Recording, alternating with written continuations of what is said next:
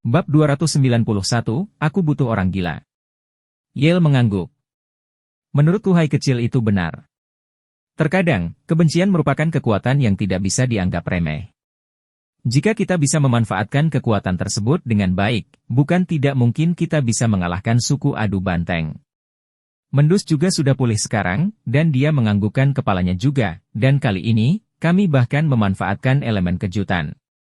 Tidak ada yang mengira bahwa kami akan berani melakukan serangan balik setelah mengalahkan kami. Bukankah perlombaan adu banteng memanfaatkan kejutan ini dan merebut camp lama kita? Weyers mengerutkan kening dan berkata, ini masuk akal. Tapi masalahnya adalah sesepuh kita terluka. Dia sendirian. Saya khawatir akan sulitnya untuk menghadapi sesepuh agung dalam perlombaan adu banteng. Selain itu, bukankah klan adu banteng mengundang pembangkit tenaga listrik manusia peringkat ke-9? Semua orang mendengarnya, kata-kata Weyers. Tidak peduli apapun, keberadaan pembangkit tenaga listrik tingkat 9 selalu menjadi batu besar di hati mereka. Jika mereka benar-benar ingin bermitra dengan suku adu banteng, mereka membutuhkan pembangkit tenaga listrik tingkat 9.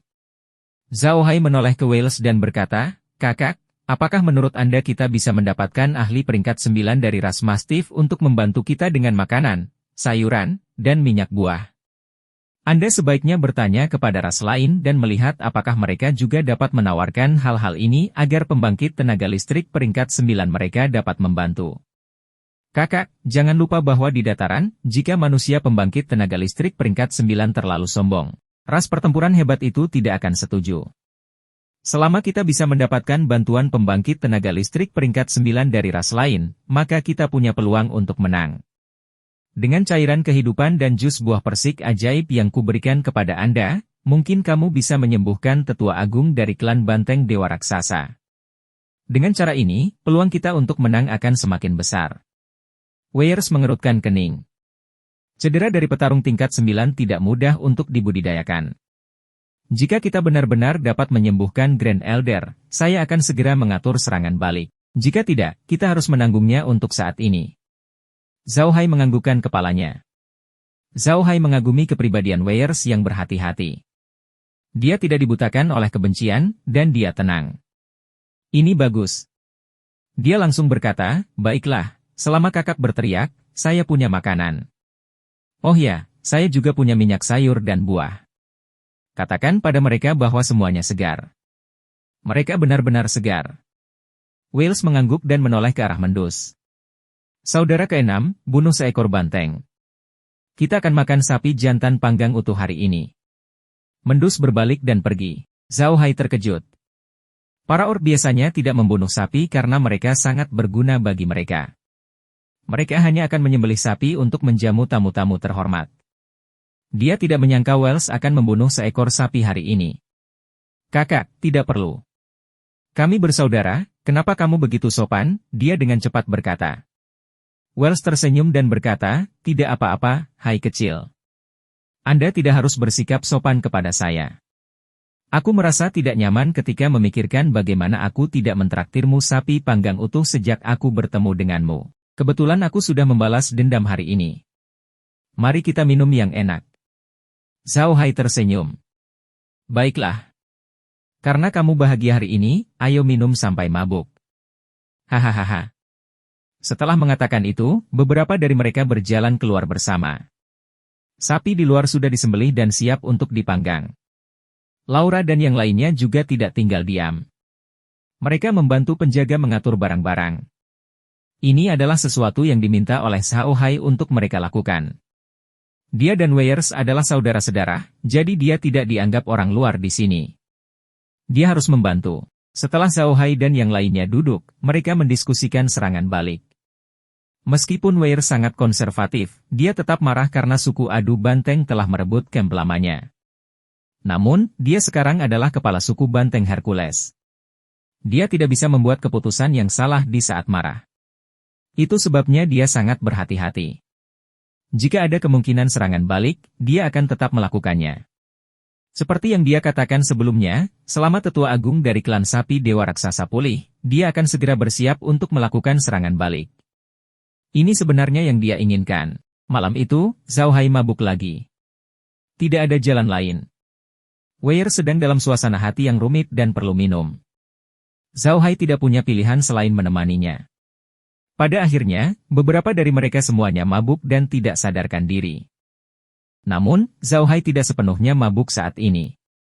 Dia sudah memberitahu Cai Er bahwa jika dia mabuk lagi, dia harus meminta Cai Er memberinya air di ruang spasial agar dia bisa bangun sesegera mungkin. Dia tidak ingin tidur satu tenda dengan Laura dan yang lainnya. Meski terasa enak, namun tetap saja terasa canggung. Jika ada yang tahu bahwa Zhao Hai meminum cairan kehidupan sebagai penawar racun, mereka pasti akan mencekiknya sampai mati. Siapa yang tahan dengan kenyataan bahwa benda berharga seperti cairan kehidupan digunakan sebagai penangkal alkohol? Setelah meminum cairan kehidupan, Zhao Hai bangun dengan sangat cepat. Ini belum terlambat. Laura sedang duduk di tenda dan mengobrol dengannya. Melihat Zhao Hai terbangun, Laura segera berkata, "Bagaimana menurutmu, Kakak Hai? Apakah lebih baik? Apakah kamu sakit kepala?" Zhao Hai tersenyum. "Tidak apa-apa. Tidak sakit sama sekali. Kami akan kembali ke wilayah suku Minotaur kemarin. Kita harus berhati-hati. Saya khawatir suku Adu Banteng akan menerima kabar tentang kami." "Apa?" Lola tertegun sejenak. "Maksudmu kamu takut klan Adu Banteng akan mendapat kabar bahwa kita berhubungan dengan saudara Wells?" "Mustahil. Kami tidak melakukan kontak dengan banyak suku Beasman dalam perjalanan." Zhao Hai menggelengkan kepalanya dan berkata, "Lebih baik berhati-hati. Kita harus berusaha untuk tidak meminta informasi apapun. Kita hanya perlu lebih memperhatikan dan mendengarkan. Jangan mengambil inisiatif untuk bertanya. Ini akan menimbulkan kecurigaan." Laura dan yang lainnya menganggukkan kepala. Zhao Hai menoleh untuk melihat tenda, Wei dan menghela nafas. Suku sapi dewa raksasa telah menderita pukulan besar kali ini. Bahkan jika mereka berhasil merebut kembali kamp lama mereka, penghinaan yang mereka derita kali ini akan terpatri dalam sejarah mereka selamanya, dan akan menjadi penderitaan abadi mereka. Yang terpenting, hilangnya kubu lama mereka merupakan pukulan fatal bagi gengsi mereka. Mulai sekarang, mustahil bagi suku sapi dewa raksasa untuk memerintah suku Tauren seperti sebelumnya. Akan ada lebih banyak penantang. Laura dulunya adalah seorang atasan, jadi dia secara alami memahami prinsip ini. Ketika dia diserang, para penyihir langsung ingin merebut bisnisnya. Pada saat itu, banyak bawahannya juga tidak loyal, dan mereka tanpa ampun dibersihkan olehnya setelahnya. Karena kebijakan tangan besi inilah dia bisa sepenuhnya mandiri dari para penyihir. Mendengar kata-kata Zhao Hai, Laura hanya bisa menganggukkan kepalanya dan berkata, "Itu benar, pukulan terbesar bagi klan sapi surgawi raksasa kali ini adalah prestise mereka. Akan lebih sulit lagi bagi mereka untuk memerintah klan manusia berkepala sapi di masa depan." Zhao Hai mengangguk dan berkata dengan kilatan dingin di matanya, "Jika saya kakak Weiers, saya akan menggunakan kekuatan seluruh klan untuk melakukan serangan balik. Saya pasti akan merebut kembali kamp lama secepat mungkin dan kemudian mengejar semua anggota klan Adu Banteng. Saya harus memusnahkan mereka. Hanya dengan cara itulah saya dapat mengintimidasi dan membuat semua orang yang mempunyai niat buruk merasa takut.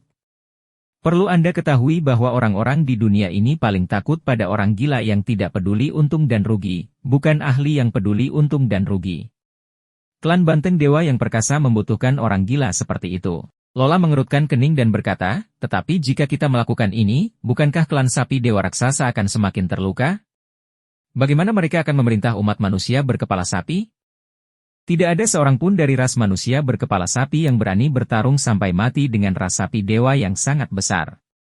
Bahkan jika mereka berhasil mengalahkan ras sapi dewa yang sangat besar, akankah mereka mampu mengamankan tahta keluarga kerajaan? Selama klan sapi dewa raksasa dapat merebut kembali posisi mereka, tidak ada yang bisa mengusir mereka dengan mudah. Selama mereka dapat memulihkan diri dengan baik di masa depan, tidak akan ada masalah." Lola mengangguk. Terkadang, balapan seharusnya seperti ini. Menggunakan momen kegilaan sebagai ganti perdamaian jangka panjang di masa depan sangatlah diperlukan. Zhao Hai menghela nafas. "Lupakan. Lagi pula, aku bukanlah patriark dari ras sapi dewa raksasa. Apa gunanya mengatakan semua ini? Sudah larut. Ayo pergi dan istirahat. Kami masih harus melakukan perjalanan besok." Keesokan paginya, Zhao Hai dan yang lainnya mengucapkan selamat tinggal pada Weiers dan menuju ke wilayah Raja Siki. Pergerakan Raja Siki sangat penting.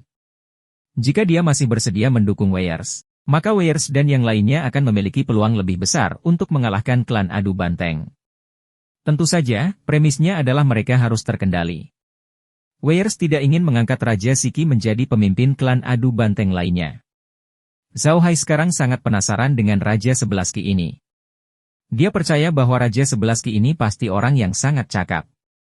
Dia melawan Patriark ras adu banteng tetapi tidak ditangani oleh Patriark. Dengan dukungan perlombaan banteng Hercules, ia mampu melawan Patriark ras adu banteng dan bahkan memecah belah ras adu banteng. Ini bukanlah orang yang sederhana. Jika dia tidak memiliki kemampuan, dia tidak akan mampu melakukan semua hal ini. Zhao Hai sangat ingin tahu. Orang macam apa dia? Dari posisi mereka saat ini, dibutuhkan waktu sekitar 10 hari untuk sampai ke kamp lama Raja Ki Barat. Mereka akan melewati beberapa suku orc kecil dalam perjalanan, tapi Zhao Hai tidak ingin pergi ke suku kecil itu lagi.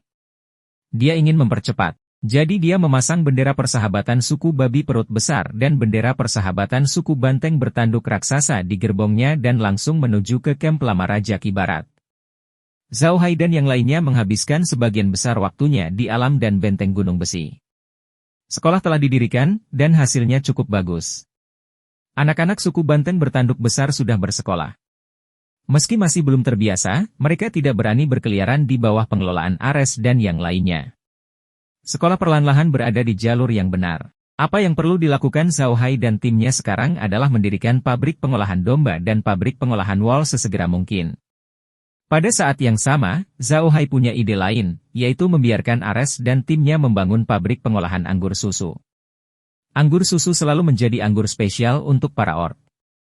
Bahan utamanya adalah susu berbagai hewan, dan proses pengolahannya tidak terlalu rumit. Namun, karena anggur susu para orc belum disuling, pengawetannya tidak mudah, dan kadar alkoholnya tidak tinggi. Oleh karena itu, Anda dapat melihat bahwa setiap kali para orc minum, mereka akan meminum anggur dalam pot besar. Bab 292, Perkemahan Raja Siki. Bukan hanya anggur susu untuk orc yang tidak menggunakan penyulingan, tetapi anggur buah manusia juga tidak menggunakan penyulingan. Ini membingungkan Zhao Hai. Di benua Bahtera, sebagian besar wine adalah wine buah, sedangkan para orc hanya menggunakan wine susu. Tidak ada anggur gandum sama sekali, yang membuat Zhao Hai bingung. Para orc menyukai anggur, dan ini terkait dengan lingkungan tempat tinggal mereka. Saat itu sangat dingin di musim dingin, dan 3 musim lainnya tidak lebih baik. Mereka harus makan dan tidur di alam terbuka setiap hari untuk menggembalakan ternaknya. Cuaca terus berubah, dan terkadang sekantong anggur berkualitas bisa menyelamatkan nyawa mereka. Karena para orc tidak hanya menyukai anggur tetapi juga anggur kental. Namun, tidak ada wine yang terlalu kuat di benua ini, dan mereka dapat membuat wine susu sendiri tanpa biaya, sehingga kebanyakan mereka menggunakan wine susu. Ketika Zhao Hai ada di bumi, dia juga akan minum alkohol, tetapi sebagian besar adalah bir atau anggur putih. Dia jarang minum anggur buah, jadi dia tidak tahu apakah itu baik atau buruk. Namun, anggur putih baik untuknya. Kandungan alkoholnya tinggi, dan jika diseduh dengan baik, tidak akan sampai ke kepalanya. Dia tidak akan sakit kepala keesokan harinya, jadi dia sangat menyukainya. Namun, di benua Bahtera, mereka hanya bisa meminum sedikit anggur buah, dan tidak disuling. Sejujurnya, rasanya tidak enak. Oleh karena itu, Zhao Hai sudah lama ingin membuat anggur. Namun, dia tidak tahu bagaimana cara melakukannya. Begitu pula dengan Green dan yang lainnya. Meskipun bawahan Laura memiliki banyak kemampuan, mereka tidak tahu cara membuat anggur. Jika mereka hanya mengikuti metode yang tertulis di buku, mereka tidak akan bisa membuat anggur yang enak. Oleh karena itu, Zhao Hai belum pernah mencoba membuat anggur. Bab Envel baru diterbitkan pada. Tapi sekarang, mereka punya Ares dan yang lainnya. Meskipun mereka tidak dapat membuat anggur dari biji-bijian, mereka dapat membuat anggur susu. Itu sudah cukup. Jangan lupa bahwa Anda bisa membeli sapi dari peternakan Zhao Hai, dan susu yang dihasilkan sapi-sapi itu luar biasa. Zhao Hai juga ingin mencobanya untuk melihat apakah dia bisa membuat anggur gandum. Dia menghasilkan lebih banyak biji-bijian di sela-selanya. Jika dia melepaskan semuanya, itu akan berdampak besar pada pasar biji-bijian di padang rumput orc. Ini pasti akan menarik perhatian semua orang. Jika semua negara di benua itu menyelidikinya bersama-sama dan tidak dapat ditemukan, dia akan mendapat lebih banyak masalah. Oleh karena itu, ia ingin mengubah biji-bijian menjadi komoditas lain. Dan anggur tidak diragukan lagi adalah pilihan terbaik. Baik itu nasi bambu atau jagung, semuanya merupakan bahan pembuatan anggur yang sangat baik. Setelah penyulingan sederhana, anggur dapat diproduksi dengan kandungan alkohol lebih dari 20%. Di benua Bahtera, anggur seperti itu pasti dianggap memiliki kandungan alkohol yang tinggi, dan para or pasti akan menyukainya. Oleh karena itu, membuat anggur juga menjadi agenda Shaohai. Namun, masih banyak kesulitan yang dihadapi. Mereka terutama masih membuat anggur susu, jadi Shaohai ingin melihat seberapa baik pembuatannya. Sekarang, Shaohai memiliki 200 sapi dan 1000 domba di zonenya. Dia punya susu dan wol. Dia benar-benar bisa memproduksi anggur susu dan produk susu. Dia juga bisa mengolah produk wol. Dia tidak perlu menjual daging kelinci untuk mendapatkan koin emas seperti sebelumnya. Namun hal-hal tersebut membutuhkan waktu persiapan yang lama. Shaohai dan yang lainnya tidak terburu-buru. Lagi pula mereka punya banyak waktu, jadi mereka bisa meluangkan waktu. Shaohai hanya perlu 4 hari untuk tiba. Karena kereta tidak berhenti sedetik pun, makhluk undead tidak akan merasa lelah atau bosan, jadi dia melepaskan mereka. Sedangkan untuk kereta yang ditarik banteng milik orc, baik kuda bertanduk bersisik maupun kuda pengejar angin tidak cocok untuk menariknya. Pada akhirnya, Shaohai menguatkan hatinya dan mengubah Bulls menjadi makhluk undead. Dengan cara ini, Bulls bisa melakukan perjalanan siang dan malam. Sejujurnya, hati Shaohai sakit membayangkan mengubah begitu banyak banteng biadab menjadi makhluk undead. Bahkan jika banteng barbar ini dijual ke daratan, mereka akan menghasilkan banyak uang. Sayangnya, mereka tidak punya cara untuk menjual Bulls biadab ini. Dalam beberapa hari terakhir, Shaohai akan membiarkan Sue Ying keluar untuk melihat apakah ada suku kecil di dekatnya. Jika ada, mereka akan berusaha menghindarinya dan tidak mengganggu suku-suku kecil tersebut, karena akan menunda waktu. Yang paling dibutuhkan Weir saat ini adalah informasi tentang Raja Shiki, jadi Shaohai tidak ingin membuang terlalu banyak waktu untuk suku-suku kecil ini. Dia memutuskan untuk mengelilingi mereka. Meskipun tindakan Shaohai mungkin membuat Raja 11 Qi merasa aneh, tidak peduli ke arah mana mereka pergi, mereka akan bertemu banyak suku kecil. Dengan gandum di gerbong Shaohai, seharusnya sudah terjual sejak lama. Tidak mungkin untuk menariknya ke kamp lamanya. Untuk suku besar seperti mereka, mereka memiliki pedagang biji-bijian yang relatif tetap untuk membeli biji-bijian. Ketika para pedagang biji-bijian mengirimkan biji-bijian kepada mereka, bendera perang suku mereka akan dikibarkan di kereta. Artinya, ini adalah makanan yang khusus dikirim ke suku tersebut untuk menjamin keamanan perjalanan. Bagi orang-orang seperti Shaohai yang tidak bekerja dengan suku besar, makanan mereka biasanya dibeli atau dicuri oleh suku-suku yang lebih kecil. Tidak mungkin bagi mereka membawa makanan ke wilayah suku besar. Di Prairie, perkemahan setiap suku besar bagaikan pasar. Setiap bulan, akan ada 1 hari bagi pedagang manusia untuk berdagang dengan suku-suku kecil di kamp suku besar tersebut. Biasanya suku-suku kecil itu mengandalkan keberuntungan. Jika mereka bertemu dengan pedagang manusia, mereka dianggap sudah pergi jauh dan bisa membeli apa yang mereka inginkan. Jika mereka tidak bertemu dengan pedagang manusia, mereka hanya bisa menunggu hari perdagangan untuk membeli apa yang mereka inginkan di kamp suku besar. Perkemahan Raja Shiki tidak dianggap sebagai kamp besar di antara para orc, tetapi dianggap sebagai kamp berukuran sedang. Oleh karena itu, mereka juga punya pasar di sini, tetapi hanya terjadi 2 bulan sekali. Akibatnya, suku-suku kecil yang tinggal di sekitar perkemahan Raja Shiki semakin sulit membeli makanan. Karena itulah keinginan mereka untuk membeli makanan sangat kuat. Misalnya, jika armada Shaohai tidak secara khusus mengangkut makanan untuk suku-suku besar, mustahil bagi mereka untuk mengangkut makanan dengan aman ke kamp Raja Shiki. Mereka akan dibeli atau dirampok. Namun, Shaohai sudah menyiapkan pidatonya. Dia bisa mengatakan bahwa dia pernah mendengar ada suku besar di sini, jadi dia tidak menjual gandumnya. Sebaliknya, dia akan membawanya ke Raja 11 Qi sebagai sampel. Setelah 4 hari perjalanan tanpa henti, Shaohai dan yang lainnya akhirnya mencapai perkemahan Raja Shiki. Shaohai dan Laura juga telah kembali ke dataran dari benteng Gunung Besi.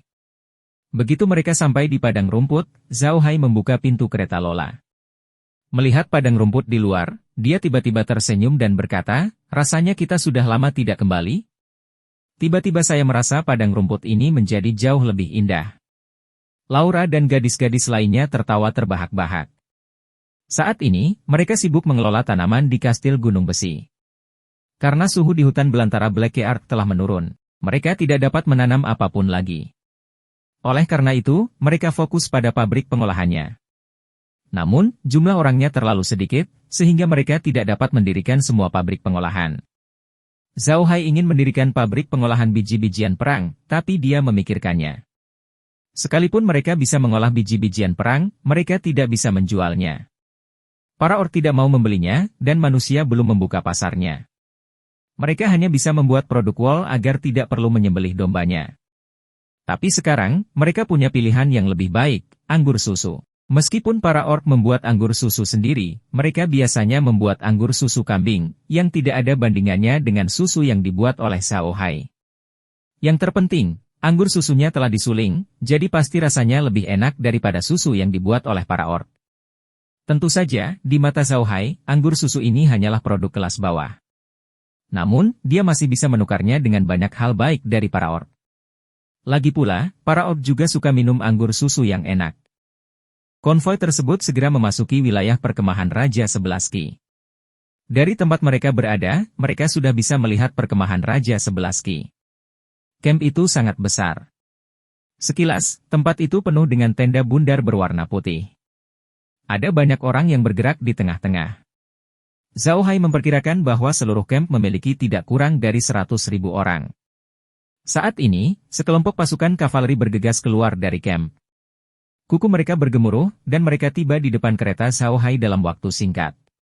Mereka mungkin melihat dua bendera persahabatan di gerbong Zhao Hai. Jadi pasukan kavaleri melambat dan memandang gerbong Zhao Hai dengan curiga.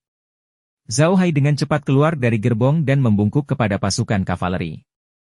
Prajurit yang terhormat, kami adalah pedagang dari umat manusia. Bolehkah saya bertanya apakah ini camp Raja Sebelaski dari perlombaan adu banteng? Ksatria lomba adu banteng melihat kesopanan Zhao Hai dan dengan cepat berkata, halo, teman-teman manusia, ini adalah perkemahan Raja Sebelaski. Apa yang bisa saya lakukan untuk Anda? Prajurit yang terhormat, saya seorang pedagang. Tentu saja saya di sini untuk berdagang dengan Raja Sebelaski. Ini adalah perdagangan yang sangat penting. Zhao Hai dengan cepat berkata. Sang Ksatria tidak menganggapnya aneh. Dari waktu ke waktu, pedagang manusia datang ke camp mereka untuk berdagang. Tidak ada yang istimewa. Dia melirik kereta gandum di samping Zhao Hai dan berkata, teman manusia, tentu saja kami menyambut Anda untuk berdagang, tetapi Anda sepertinya tidak punya banyak makanan. NBSP, Zhao Hai segera tersenyum, prajurit yang terhormat, jangan khawatir. Biji-bijian ini hanyalah sampel. Selama Anda menyetujui kesepakatan itu, saya akan mengirimkan lebih banyak. Baiklah kalau begitu, teman manusia, tolong ikuti aku. Satria itu mengangguk. Kemudian, dia memimpin Zhao Hai dan yang lainnya ke dalam camp. Untuk menghindari kesalahpahaman, Zhao Hai telah mengumpulkan semua makhluk undead dari suku sapi liar bertanduk raksasa. Sekarang, tidak ada satupun beasman undead di karavannya. Itu tampak seperti karavan manusia biasa. Zhao Hai dan yang lainnya mengikuti pasukan kavaleri ke perkemahan. Mereka segera menyadari perbedaan antara perkemahan dan suku-suku yang lebih kecil. Ini bukan tentang ukuran tempat perkemahan.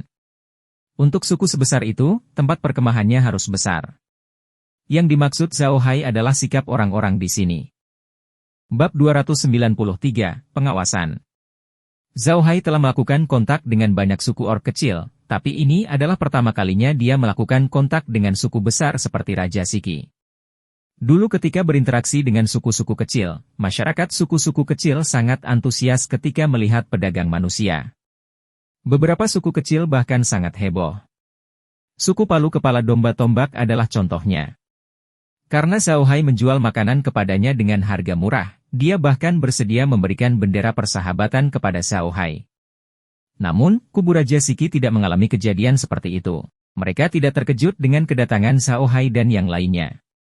Bahkan anak-anak suku tersebut tidak datang untuk menonton. Zhao Hai bahkan melihat sedikit rasa jijik di mata mereka. Zhao Hai tertegun sejenak. Kemudian, dia segera mengerti mengapa para orc meremehkan mereka. Itu karena konvoi mereka terlalu kecil. 100 gerbong berisi 2.000 kati makanan hanya berisi paling banyak 200.000 kati makanan.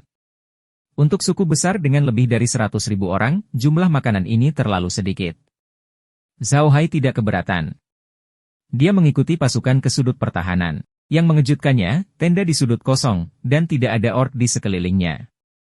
Pasukan pemimpin memerintahkan untuk mengendarai sapinya ke Zhao Hai dan berkata, teman-teman dari umat manusia, Anda dapat tinggal di sini untuk sementara waktu.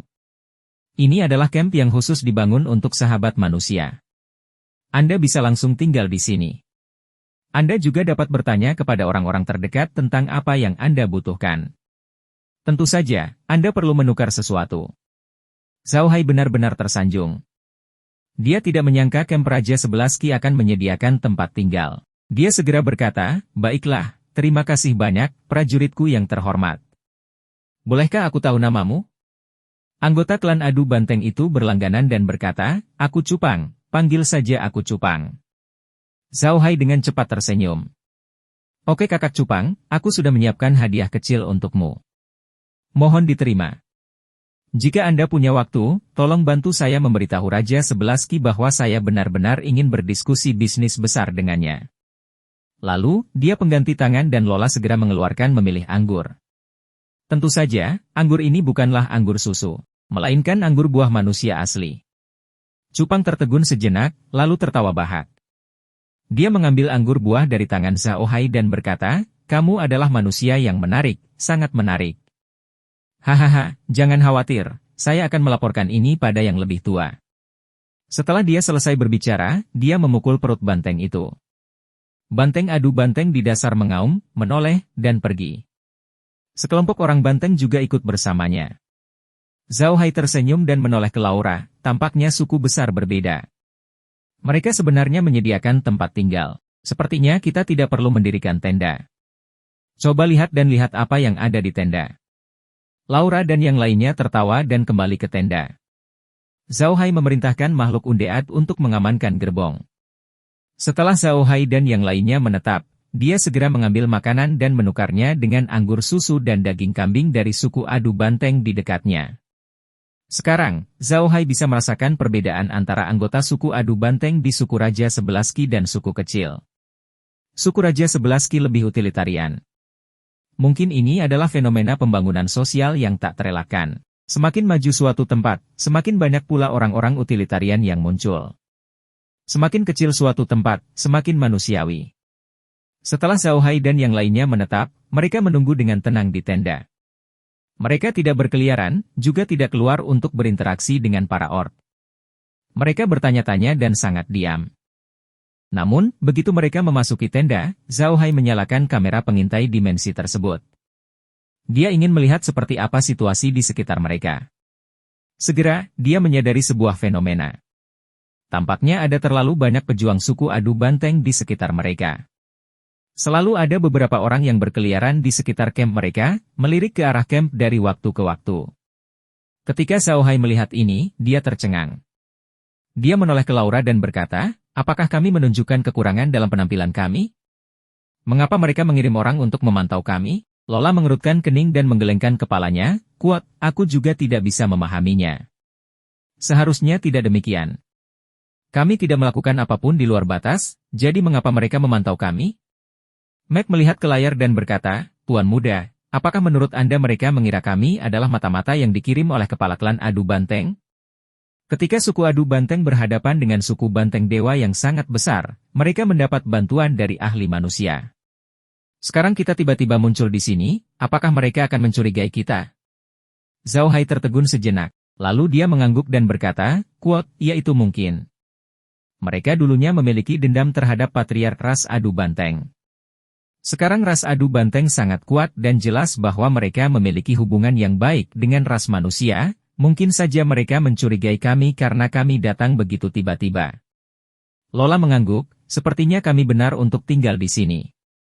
Kalau tidak, mereka pasti akan menyerang kita. Bahkan jika kita bisa bersembunyi di luar angkasa, kita akan ketahuan. Mari kita pertahankan hal ini. Kami akan berdiri di sini dengan patuh. Cair. Zhao Hai mengangguk. Zhao Hai berseru, dan Cair segera muncul di bahunya. Zhao Hai menoleh ke Cair dan bertanya, Cair, bisakah kamu merekam semua yang terjadi di sini?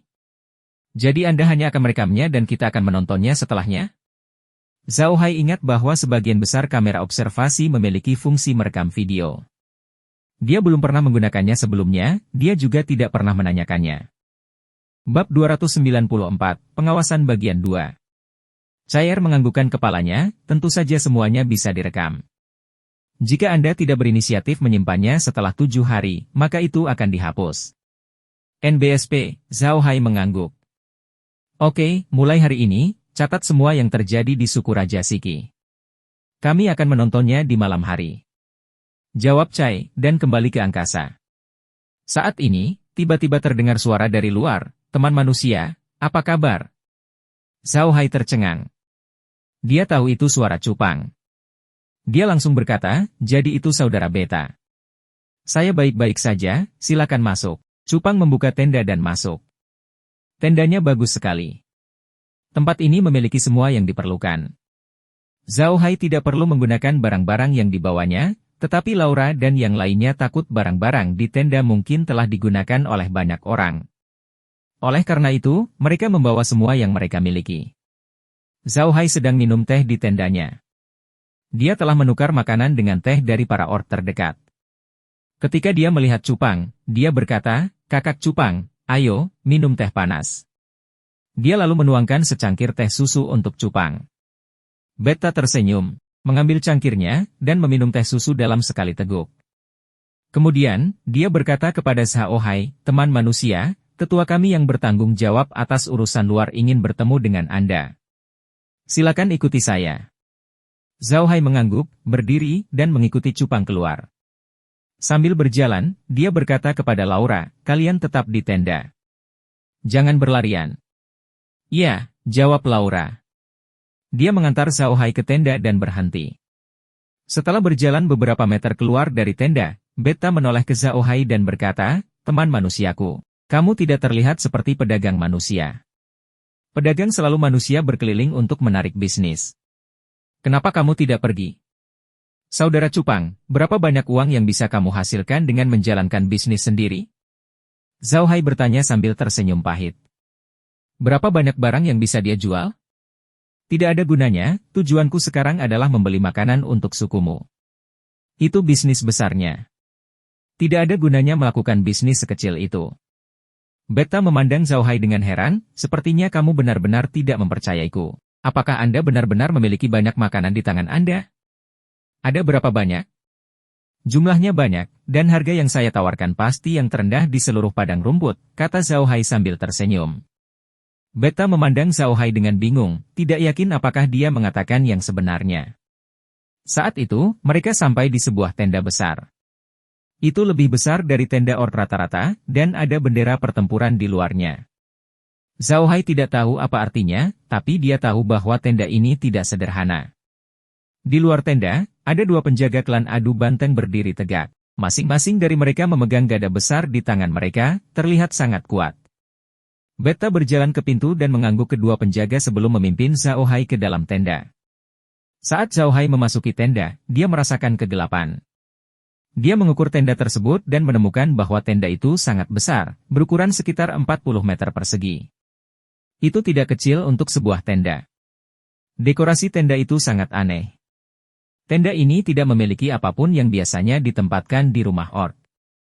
Di tenda ini hanya ada beberapa buku dan buku catatan. Lantainya juga ditutupi karpet berwarna polos, tapi sangat sederhana.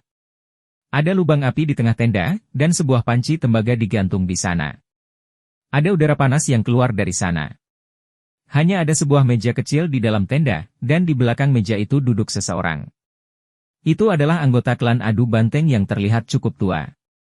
Beberapa rambut hitam di wajah anggota klan adu banteng ini telah memutih, dan banyak kerutan tumbuh di wajahnya, yang membuatnya tampak semakin tua. Namun, matanya tidak keruh sama sekali. Sebaliknya, matanya sangat jernih dan bersinar dengan cahaya kebijaksanaan. Salam, penatua luar negeri. Beta melangkah maju dan memberi hormat. Anggota klan adu banteng tua itu mengangguk dan berkata, dia pedagang yang kamu bicarakan? Beta dengan cepat mengangguk setuju. Zhao Hai juga melangkah maju dan memberi hormat pada lelaki tua itu dengan tangan di dadanya. Zhao Hai menyapa yang lebih tua. Terima kasih telah menerimaku. Penatua itu mengangguk dan melambai pada cupang. Beta membungkuk dan keluar dari tenda. Zhao Hai tidak mengatakan apa-apa dan hanya berdiri diam. Teman manusiaku, silakan duduk, kata lelaki tua itu kepada Zhao Hai. Terima kasih, kata Zhao Hai. Dia pindah ke samping dan duduk di sebelah kanan lelaki tua itu. Ekspresi persetujuan yang tak terlihat muncul di mata lelaki tua itu sebelum dia melanjutkan, teman manusia, saya mendengar dari cupang bahwa Anda memiliki banyak makanan untuk diperdagangkan dengan kami. Zhao Hai mengangguk dan berkata, ya, tetua yang terhormat. Saya punya banyak makanan. Sejujurnya, saya bukan pedagang murni. Saya punya wilayah sendiri, dan wilayah saya terutama menghasilkan makanan, yaitu nasi bambu. Saya tidak ingin pedagang memanfaatkannya, jadi saya memutuskan untuk menjualnya sendiri. Berapa banyak makanan yang kamu punya? Lelaki tua itu mengangguk. 30 juta jin, kata Zhao Hai dengan suara yang dalam. Dia tidak banyak bicara, takut kalau lelaki tua itu akan curiga. Meski perkataannya sudah dianggap kecil, lelaki tua itu tetap saja kaget. Orang tua itu menatapnya dan berkata, berapa harganya? Untuk setiap 2000 kati gandum, saya akan menukarnya dengan seekor domba, kata Zhao Hai dengan tenang. Ekspresi lelaki tua itu berubah. Dia menatap Zhao Hai dengan kaget dan berkata, maksudmu 2000 jin gandum sebagai ganti seekor domba yang digulung? Apakah kamu yakin kamu mengatakan yang sebenarnya? Zhao Hai mengangguk. Ya, tetua yang terhormat. Saya tidak akan bercanda tentang hal semacam ini. Aku mengatakan yang sebenarnya. 2000 kati makanan untuk seekor domba yang melingkar. Bagaimana kualitas makananmu? Lelaki tua itu bertanya. Jika kualitasnya tidak buruk, mungkinkah kami menyajikan domba untuk Anda saat makanan tiba? Zhao Hai mengangguk dan berkata, kualitas biji-bijian tidak akan menjadi masalah. Saya telah membawa beberapa sampel. Sejujurnya, biji-bijian ini adalah biji-bijian saya yang terburuk. Kedepannya gabah yang saya kirim pasti yang terbaik. Kamu bilang kamu bisa memberiku domba yang digulung ketika gandum tiba. Saya tidak keberatan. Orang tua itu mengangguk. Saat ini, suara cupang kembali terdengar, kuat, penatua. Kami sudah memeriksa makanannya. Kualitasnya sangat bagus. Orang tua itu mengangguk dan menoleh ke Zhao Hai, teman manusia, kamu tidak berbohong? Makananmu berkualitas seperti itu? NBSP, Zhao Hai menggelengkan kepalanya, tidak, tetua. Makanan yang saya bawa adalah yang terburuk dari semuanya. Kedepannya, kualitas makanan saya akan menjadi lebih baik. Orang tua itu memandang Zhao Hai, dan Zhao Hai kembali menatapnya tanpa bergerak. Setelah beberapa saat, lelaki tua itu mengangguk dan berkata, teman manusia, kesepakatan ini sudah selesai. Anda dapat meminta orang-orang Anda mengangkut makanan ke sini, tapi ingat, saya hanya memberi Anda waktu 1,5 bulan. Saya akan mengambil sebanyak yang Anda bisa bawa. Setelah 1,5 bulan, salju akan menutup jalan. Pada saat itu, Anda tidak akan dapat mengangkut makanan meskipun Anda menginginkannya. Zhao Hai tersenyum dan berkata, tetua, jangan khawatir. Ini tidak akan memakan waktu lama. Ini akan baik-baik saja asalkan tidak memakan waktu sebulan. Anda dapat melihat apa yang terjadi. Tolong izinkan saya pergi dan membuat pengaturan. Orang tua itu mengangguk. Zhao Hai perlahan meninggalkan tendanya dan berjalan kembali ke tendanya. Saat ini, cupang masuk ke tenda lelaki tua itu dan berkata, kuat, penatua, mereka sangat jujur. Mereka hampir tidak pernah meninggalkan tenda. Saya tidak melihat ada masalah dengan mereka. Orang tua itu mengangguk dan berkata, menurutku pemuda ini juga sangat baik. Pantau mereka selama beberapa hari. Jika mereka masih melakukan hal yang sama, maka kita harus mengawasi mereka. Jika mereka keluar dan berinteraksi dengan klan, cari tahu apa yang mereka katakan. Kalau hanya hal biasa, maka kita tidak perlu memantaunya lagi. Beta memandang lelaki tua itu dengan bingung, lebih tua, katanya. Kenapa mereka masih bersikap seperti ini? Mengapa kita sekarang lebih memantaunya? Mereka sudah menghubungi anggota klannya, tapi sekarang mereka tidak lagi diawasi? Bukankah ini terlalu tidak normal? Bab 295, Sebuah Firasat. Orang tua itu memandang Cupang dengan tenang dan berkata, "Cupang, kamu harus tahu situasi kita saat ini. Saat ini adalah saat yang kritis, dan penampilan pedagang ini terlalu aneh. Mereka baru saja tiba di camp hari ini, jadi wajar jika mereka jujur. Mungkinkah semua pengusaha tidak berhubungan dengan orang lain? Jadi wajar jika dia melakukan kontak dengan orang dalam beberapa hari. Jika dia masih tetap berada di tendanya, berarti dia menyembunyikan sesuatu, dan kita harus lebih berhati-hati. Lakukan apa yang saya katakan. Selain itu, jangan menaruh semua taruhan Anda di dalamnya. Jangan putuskan kontak dengan pedagang lain, kami tidak menyetujui makan terlalu banyak." Beta akhirnya mengerti maksud lelaki tua itu. Dia mengangguk dan berkata, "Ya, penatua. Saya akan segera mengaturnya." Orang tua itu mengangguk, dan Cupang berbalik dan pergi. Orang tua itu melihat ke arah tirai yang bergetar dan menghela napas, "Yang mulia, pilihan Anda benar-benar salah. Apakah suku lembu raksasa itu benar-benar mudah dikalahkan? Perlombaan adu banteng meminta bantuan umat manusia ya?" Tenda sekali lagi menjadi sunyi. Sama beratnya dengan suasana hati lelaki tua itu. Baru-baru ini, karena kekalahan suku sapi Dewa Raksasa, Raja 11 Ki mulai memikirkan cara untuk menyenangkan suku adu banteng. Hal pertama yang dia lakukan adalah mengirim 2 putri dari suku sapi Dewa Raksasa yang telah menikah dengan sukunya sebagai budak. Dia telah benar-benar membuat mereka kehilangan martabat. Orang tua itu tidak setuju dengan tindakan Raja Siki. Klan sapi suci yang kuat telah banyak membantu Raja Siki. Tanpa klan sapi dewa yang kuat, Raja Siki tidak akan berada di posisinya saat ini. Meskipun klan sapi dewa yang kuat telah membantu Raja Siki menggunakan Raja Siki untuk memeriksa dan menyeimbangkan klan adu banteng, Anda harus mengakui bahwa mereka memang telah membantu Raja Siki. Dan tindakan Raja Siki saat ini sepertinya tidak akan dilakukan oleh Beasman sama sekali. Dia lebih seperti manusia yang tidak tahu terima kasih. Dan itu adalah tipe manusia yang dibenci oleh orang lain. Faktanya, banyak orang di suku tersebut menentang tindakan Raja 11 Ki, namun di mata Raja 11 Ki, klan sapi Dewa Raksasa sudah tamat. Dari 2 tetua mereka, 1 tewas dan yang lainnya terluka. Harapan apa yang mereka miliki? Selain itu, mereka telah kehilangan kamp lama dan hampir seluruh harta benda mereka. Dalam keadaan seperti itu, mereka hanya bisa menjadi ras pengikut klan Mastiff. Apalagi melakukan serangan balik, tidak pasti apakah mereka bisa kembali ke klan manusia berkepala sapi di masa depan. Oleh karena itu, dia dengan tegas menurunkan kedua putri dari klan sapi Dewa Raksasa menjadi budak. Zhao Hai belum mengetahui hal ini. Ketika dia kembali ke perkemahan, dia memerintahkan makhluk undead untuk menurunkan makanan dari truk dan mengusir truk tersebut. Pada saat yang sama, dia juga memerintahkan mereka untuk mengambil tongkat roh jahat itu. Setelah melakukan semua itu, Zhao Hai kembali ke tenda. Laura dan yang lainnya mengikuti Zhao Hai. Begitu mereka memasuki tenda, Laura berkata, "Kakak Hai, apakah kamu benar-benar akan menjual makanan kepada Raja 11 Ki?" Zhao Hai mengangguk. "Sungguh. Jangan lupa bahwa kita sekarang adalah pengusaha. Tentu saja, kami tidak dapat mengungkapkan kekurangan apapun. Lagi pula, bukankah kita di sini untuk berbisnis? Benar, mulai besok dan seterusnya, kamu tidak perlu tinggal di tenda lagi. Kelilingi camp dan lihat apakah ada binatang ajaib khusus. Saat itu, kami bisa berdiskusi dengan mereka dan melihat apakah kami bisa membelinya." Lola mengangguk, lalu mengerutkan kening dan berkata, "Haruskah kita pergi dan mencari tahu lebih banyak tentang putri kedua dan ketiga?" Zhao Hai menggelengkan kepalanya dan berkata, "Tidak perlu bertanya-tanya. Yang perlu Anda lakukan sekarang adalah memperlakukan diri Anda sebagai pebisnis sejati. Jangan pedulikan hal-hal itu. Anda hanya perlu melakukan sesuatu untuk keuntungan Anda sendiri. Saya rasa saya tidak perlu mengajari Anda hal ini. Ngomong-ngomong, kamu harus memperhatikan tumbuhan khusus dan binatang ajaib di sini. Ini adalah yayasan kami." Laura tersenyum, "Jangan khawatir, aku tidak perlu kamu mengajariku ini. Tapi mereka masih memantau kami.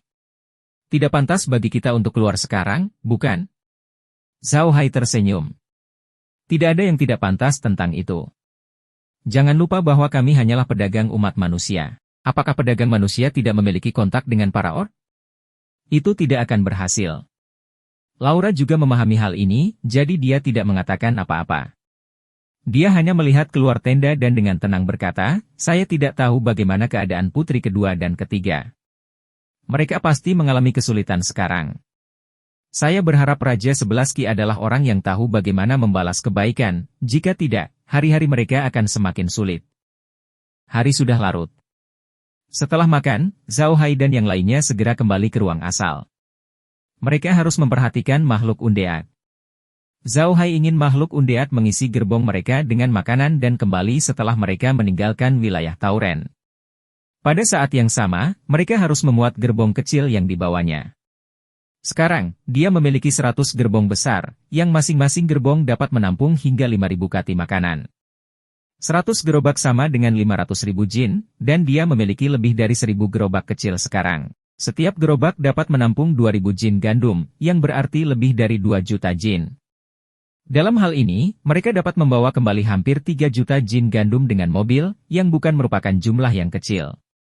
Jika ingin meninggalkan wilayah Tauren dari perkemahan Raja Siki, cara paling langsung adalah langsung menuju benteng berdinding besi. Dengan cara ini, hanya butuh waktu sekitar 6 hari untuk keluar dari wilayah Tauren. Bagi Zhao Hai, waktu ini dapat dipersingkat menjadi sekitar 3 hari. Dengan kata lain, dia bisa datang dan pergi dalam waktu sekitar 6 hari. Dan kali ini, dia bisa mengembalikan 3 juta kati makanan. Perjalanan 3 juta kati berarti mereka dapat mengangkut sekitar 15 juta kati dalam sebulan. Meski tidak mencapai standar 30 juta kati, bagi Zhao Hai, pendapatan ini tidak sedikit. Selain itu, dia tidak benar-benar ingin menjual 30 juta kati gandum kepada Raja Sebelas Ki.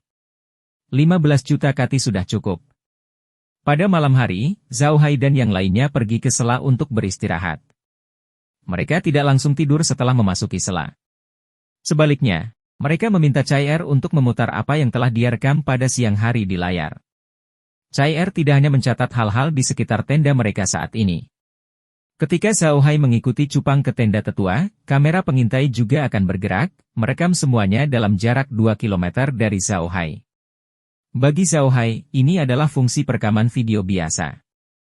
Namun, bagi Laura dan yang lainnya, itu sungguh ajaib. Mereka melihat semua yang terjadi ketika Zhao Hai pergi ke tenda pada siang hari. Meski mereka tahu hal itu sudah terjadi pada siang hari, mereka tetap merasa sangat gugup dan bersemangat. Melihat mereka, Zhao Hai hanya tersenyum dan tidak mengatakan apapun. Ini mengingatkan Zhao Hai saat pertama kali dia menonton televisi dan bermain di komputer. Itu serupa dengan mereka. Di sisi lain, Zhao Hai telah memperhatikan reaksi semua orang selama ini. Tidak ada hal istimewa yang terjadi sepanjang perjalanan. Lagi pula, dia tidak pergi terlalu jauh ke dalam camp. Posisinya hanya berada di pinggiran camp. Zhao Hai mendengar cupang memanggil sesepuh itu sebagai sesepuh urusan luar negeri. Tampaknya yang lebih tua adalah yang lebih tua yang bertanggung jawab atas urusan luar negeri. Oleh karena itu, tidak aneh jika sesepuh ini mendirikan tendanya di sini. Orang luar yang datang ke perkemahan Raja Sici tidak akan langsung diundang ke tengah perkemahan. Mereka pasti akan ditempatkan di pinggiran camp, seperti kelompok Zhao Hai. Dia mendirikan tendanya di sini karena 2 alasan. Pertama, akan lebih mudah baginya untuk menghubungi orang luar seperti kelompok Zhao Hai. Kedua, hal itu mencegah mata-mata tersebut memasuki camp. Zhao Hai sangat memperhatikan lelaki tua itu karena dia merasa lelaki tua itu luar biasa. Dia memiliki kebijaksanaan yang tidak dimiliki para orc. Perasaan ini membuat Zhao Hai sangat waspada. Zhao Hai telah mengawasi tenda sepanjang waktu. Setelah dia keluar, Beta kembali masuk ke dalam tenda. Saat ini, tenda tersebut masih berada dalam jangkauan pengawasan kamera pengintai. Melihat situasi ini, Zhao Hai segera berkata kepada Chai Er, "Chai Er, bisakah kamu mengubah gambar menjadi tenda?" "Ya," Chai mengangguk. Kemudian, layarnya berubah, dan cupang serta si tetua muncul di layar. Zhao Hai dan yang lainnya dapat mendengar percakapan mereka dengan jelas. Mendengar kata-kata orang tua itu, ekspresi Zhao Hai berubah. Dia menoleh ke Laura dan berkata, "Sepertinya Raja Sebelas Ki ingin bergabung dalam perlombaan adu banteng. Laura, dalam beberapa hari ke depan, kamu harus lebih memperhatikan berita tentang putri kedua dan ketiga. Raja Sebelas Ki ingin bergabung dengan patriark ras adu banteng, jadi dia pasti tidak akan bersikap sopan kepada kedua putri tersebut. Namun, jangan bertanya-tanya, dengarkan saja. Laura dan yang lainnya sudah terbiasa dengan keajaiban kamera pengintai. Mendengar kata-kata Zhao Hai, dia langsung merespon. Kemudian, Laura berkata dengan wajah serius, saya benar-benar tidak menyangka Raja 11 Ki menjadi orang seperti itu. Zhao Hai tersenyum pahit. Jika dia bukan orang seperti ini, dia tidak akan mengkhianati pemimpin ras adu banteng. Ini normal. Aku sudah mempersiapkan diri secara mental, tapi aku tidak menyangka dia bahkan tidak peduli dengan wajah terakhirnya. Dengan cara ini, Saudara Wells akan kehilangan seorang penolong yang hebat, desah Laura. Ini merupakan pukulan berat baginya. Zhao Hai tertawa dingin, tidak apa-apa. Kami akan membalas dendam. Fokus utama kami adalah pada suku adu banteng. Saya rasa pasti banyak orang yang membicarakannya di camp, jadi kita harus lebih memperhatikannya. Kita juga harus memperhatikan putri kedua dan ketiga. Lihat apakah mereka mati atau hidup. Jika mereka masih hidup, lihatlah kondisi kehidupan mereka saat ini. Jika tidak, kami akan mencari cara untuk menyelamatkan mereka dan mencari saudara Weirs. Lagi pula kita masih punya waktu 1 bulan. Lola mengangguk dan berkata, sepertinya itulah satu-satunya cara. Kita tidak bisa mengandalkan Raja Siki. Saya pikir kita harus membiarkan kakak memikirkan cara lain. Oh, kakak Hai, apakah kamu ingin memberitahu kakak Weirs tentang situasi di sini? Zhao Hai mengangguk. Tentu saja, kita harus memberitahunya. Kalau tidak, jika kakak masih mengandalkan tempat ini, bukankah akan lebih merepotkan? Mari kita cari kesempatan untuk memberitahu kakak dalam beberapa hari ke depan.